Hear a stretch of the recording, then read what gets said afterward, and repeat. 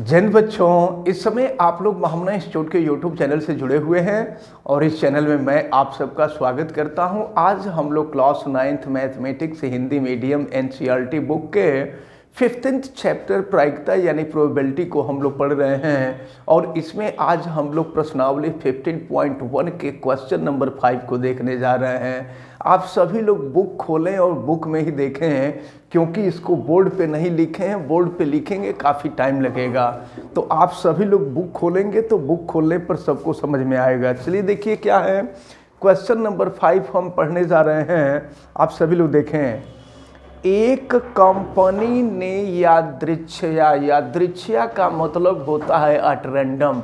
At random का मतलब अनायास, कोई काम जो अनायास कर दिया जाता है उसको यादृच्छिया कहते हैं। तो एक कंपनी ने यादृच्छिया 2400 परिवार चुनकर एक घर की आय स्तर और वाहनों की संख्या के बीच संबंध स्थापित करने के लिए उनका सर्वेक्षण किया। तो देखें टोटल कितने व्यक्तियों का किया गया सर्वेक्षण, कुल कितने परिवार थे, तो 2400 परिवार थे। तो टोटल परिवारों की जो संख्या होती है वही एनएस होती है। ये नंबर ऑफ सैंपल होता है, टोटल नंबर होता है। और ये दिया हुआ है आपको 2400। तो अब देखिए आंकड़े दिए गए हैं, आप सभी लोग आप सारणी को देखिए अपने बुक में खोल करके और फिर उसी के आधार पर हम लोग क्वेश्चन का जवाब देंगे। चलिए देखिए क्या दिया हुआ है। मान लीजिए एक परिवार चुना गया। देखिए सारणी के नीचे आ जाइए, देख रहे हैं ऊपर दिया हुआ है मासिक आय 7000 से कम, 7000 से 10,000 के बीच, 10,000 से 13,000, 13,000 से 16,000, 16,000 या इससे अधिक। और फिर दिया है प्रति परिवार वाहनों की संख्या। पहले जीरो दिया है, जीरो का मतलब ये हुआ कि जिनके पास एक भी वाहन नहीं है। वाहन का मतलब व्हीकल होता है। वन दिया है, वन का मतलब जिसके पास एक व्हीकल है। फिर टू दिया है जिसके पास 2 व्हीकल है। फिर 2 से अधिक जिसके पास 2 से अधिक व्हीकल है। तो देखिए क्या कहा जा रहा है फर्स्ट में। अब इसका हम लोग फर्स्ट पार्ट देखते हैं। फर्स्ट पार्ट में दिया है कि आय 10,000 से 13,000 के अंतराल में। जरा आप सारणी में देखिए कि 10,000 से 13,000 जो मासिक आय है उसको देखिए। 10,000 से 13,000 के अंतराल में जिसके पास केवल 2 वाहन है। तो देखिए केवल 2 वाहन वाले, देखिए आप ध्यान से, 10,000 से 13,000 के अंतराल में जिसके पास केवल 2 वाहन है, ऐसे परिवारों की संख्या 29 है। आप देखिए सारणी में क्लियर हो रहा है ना, 29 है। तो इसका मतलब ये हुआ कि ये जो अनुकूल परिस्थितियां हैं, अनुकूल परिस्थितियां आपको NE दिया हुआ है और ये आपको दिया हुआ है 29। तो अब आपसे प्रायिकता पूछी जा रही है, प्रायिकता PE की वैल्यू पूछी जा रही है। और प्रायिकता बराबर आपको मालूम है कि अनुकूल परिस्थितियां बटा में कुल परिस्थितियां। तो अनुकूल परिस्थितियां 29 हैं और कुल परिस्थितियां आपको दिया गया है 2400। तो इस प्रकार कि आय रुपया 10,000 से 13,000 के अंतराल में जिसके पास केवल 2 वाहन है, इसकी प्रायिकता हो जाएगी 29/2400। तो ये फर्स्ट पार्ट हम लोगों का सॉल्व हो गया। अब हम लोग आते हैं सेकंड पार्ट पर और देखते हैं सेकंड पार्ट में क्या दिया है कि आय प्रति माह 16,000 या इससे अधिक। देखिए 16,000 या इससे अधिक आप देख रहे हैं, 16,000 या इससे अधिक जिनके पास केवल 1 वाहन है। तो 1 वाहन वाला देखिए कितना है, ये है 579। तो 16,000 या इससे अधिक, आप जब आप सारणी देखेंगे, टेबल देखेंगे तो क्लियर हो जाएगा। 16,000 या उससे अधिक आय वाले ऐसे 579 परिवार हैं, 579 परिवार हैं जिनके पास केवल एक वाहन है। तो यहाँ पर जो अनुकूल परिस्थिति होगी वो 579 होगी। तो अब आपसे पूछा जा रहा है कि इसकी प्रायिकता क्या होगी।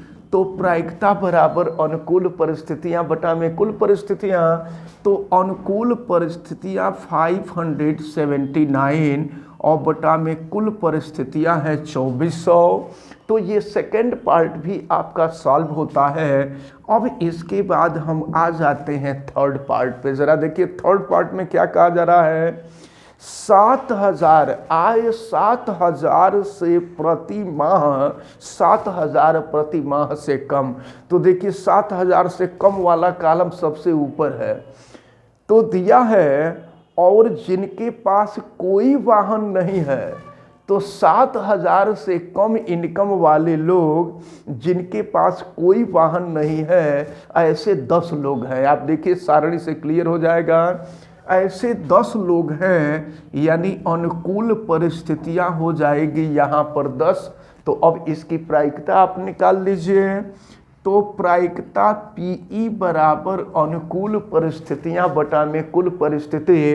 तो अनुकूल परिस्थितियां यहाँ पर देख रहे हैं 10 है और कुल परिस्थितियां 2400 है। तो 0 से 0 ये कट जाएगा, तो 1 बटा में हो जाएगा 240। तो अब ये जो थर्ड पार्ट है, ये थर्ड पार्ट भी आपका सॉल्व होता है। अब इसमें हम लोगों को फोर्थ पार्ट भी देखना है। फोर्थ पार्ट में क्या कहा जा रहा है कि आय 13,000 से 16,000 के अंतराल में और जिनके पास दो से अधिक वाहन है। तो देखिए 13,000 से 16,000 के अंतराल में 2 से अधिक वाहन वाले जो लोग हैं वो 25 लोग हैं। 2 से अधिक वाहन कह रहा है, जिनके पास 2 से अधिक वाहन है। तो 2 से अधिक वाहन वाले 25 लोग हैं। तो यहाँ से जो अनुकूल परिस्थितियाँ होंगी वो हो जाएगी 25 हो जाएगी। तो फिर इसकी प्रायिकता पूछी जा रही है। तो इसकी प्रायिकता PE बराबर अनुकूल परिस्थितियां बटा में कुल परिस्थिति, यानी NE/NS। तो ये हो जाएगा 25 और बटा में हो जाएगा 2400। इसको चाहें तो आप कटा भी सकते हैं। देखिए 5 से कटा देंगे तो 5 5 25 हो जाएगा। 5 से इसको कटाइए तो 5 चौका 20 हो जाएगा और फिर 5 8 40 हो जाएगा। ये 480 हो जाएगा। अच्छा 5 से भी कट जाएगा, फिर 5 से कटा दीजिए तो ये हो जाएगा 5 9 45 और फिर 30, तो 5 6 30, 96 हो गया। तो ये हो जाएगा आपका 1/96। इसकी भी प्रायिकता हमको ज्ञात हो गई। अब इसके बाद हम देखते हैं इसका जो फिफ्थ पार्ट दिया हुआ है, फिफ्थ पार्ट को देखा जाए। फिफ्थ पार्ट में दिया हुआ है जिनके पास 1 से अधिक वाहन नहीं है।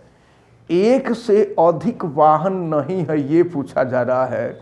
तो सबसे पहले देखा जाए कि 1 से अधिक, जिनके पास 1 से अधिक वाहन नहीं है। तो 1 से अधिक वाहन नहीं है, इसका मतलब कि एक, देखिए प्रश्न में कहा जा रहा है जिनके पास 1 से अधिक वाहन नहीं है। तो 1 से अधिक वाहन नहीं है, इसका मतलब 1 है या 1 से कम है, माने 0 है, एक भी वाहन नहीं है। तो इसको आपको ये जो पांचवा पार्ट है इसको ध्यान में रखना होगा। पांचवें पार्ट में आपसे यही कहा जा रहा है कि जिनके पास एक से अधिक वाहन नहीं है, तो एक से अधिक नहीं है इसका मतलब एक हो सकता है और एक से कम यानी 0 हो सकता है। तो जितने एक वाले वाहन हैं सबको जोड़ लेंगे और 0 वाले जितने वाहन हैं उनको भी जोड़ लेंगे, तो ये हो जाएगी हम लोगों की अनुकूल परिस्थितियां। तो अब जो है देखें, यहां पर देख रहे हैं प्रश्न में आपसे यही कहा जा रहा है। तो देखें जिनके पास एक भी नहीं है जोड़ा गया है तो 14 आया है, और जिनके पास एक वाहन है यानी उसमें 160, 305, 535, 469, 579 इन सबको जोड़ा गया है तो 2048 यानी कुल मिलाकर के ये 2062 हो गया। यानी आपसे पूछा जा रहा था जिनके पास एक से अधिक वाहन नहीं है, तो एक से अधिक वाहन नहीं है इसका मतलब एक है या एक से कम यानी एक भी नहीं है। तो ऐसे 2062 लोग हैं। तो अब इसकी प्रायिकता क्या होगी? तो अनुकूल परिस्थितियां 2062 है और बटा में जो कुल परिस्थितियां हैं वो है 2400। अब इसको आप कटा दीजिए, 2 से कटा सकते हैं, तो 2 से कटा देंगे तो ये 1031 हो जाएगा और इसको कटा देंगे तो 1200 हो जाएगा। यानी ये जो प्रायिकता होगी यह 1031 बटा में 1200 हो जाएगी। तो इस प्रकार ये जो क्वेश्चन नंबर 5 था, ये क्वेश्चन नंबर 5 आपका कंप्लीट होता है। अब हम देखते हैं क्वेश्चन नंबर 7। सांख्यिकी के बारे में विद्यार्थियों का मत जानने के लिए 200 विद्यार्थियों का सर्वेक्षण किया गया। तो 200 जितने का सर्वेक्षण किया जाता है वो NS होता है। NS यानी टोटल आंकड़े होते हैं, टोटल सैंपल होता है, नंबर ऑफ सैंपल। तो ये आपको दिया हुआ है कि 200 विद्यार्थियों का सर्वेक्षण किया गया।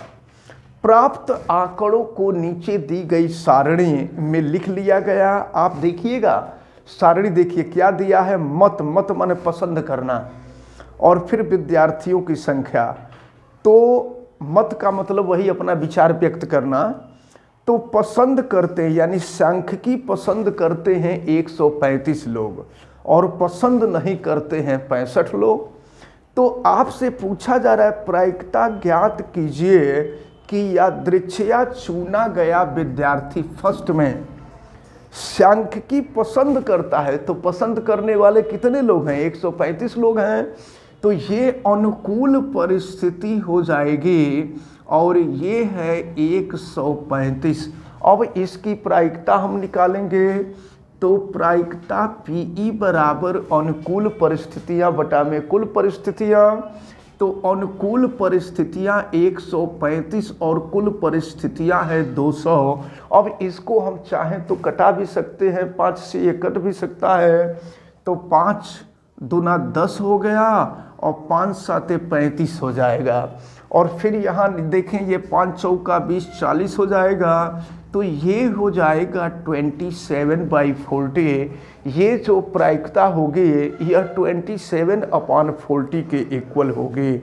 अब इसके बाद इसका सेकंड पार्ट देख लीजिए। सेकंड पार्ट में क्या कहा जा रहा है? सांख्यिकी पसंद नहीं करता है। तो सांख्यिकी पसंद नहीं करता है ऐसे कितने लोग हैं? तो 65 लोग हैं। तो यहाँ पर जो अनुकूल परिस्थिति होगी वह 65 होगी, 65 होगी। अब यहाँ पर हम इसकी प्रायिकता निकालेंगे। तो प्रायिकता PE बराबर अनुकूल परिस्थितियां बटा में कुल परिस्थितियां। तो अनुकूल परिस्थितियां 65 हैं और कुल परिस्थितियां 200 हैं। फिर इसको भी हम कटा दें, 5 से कटा दिया जाए तो 5 से कटाएंगे तो ये 13 हो जाएगा और ये आपका 40 हो जाएगा। यानी इसकी प्रायिकता हो जाएगी 13/40। तो इस प्रकार देखें आज आपको क्वेश्चन नंबर 5 और क्वेश्चन नंबर 7, क्वेश्चन नंबर 6 जो है पिछले वीडियो में है।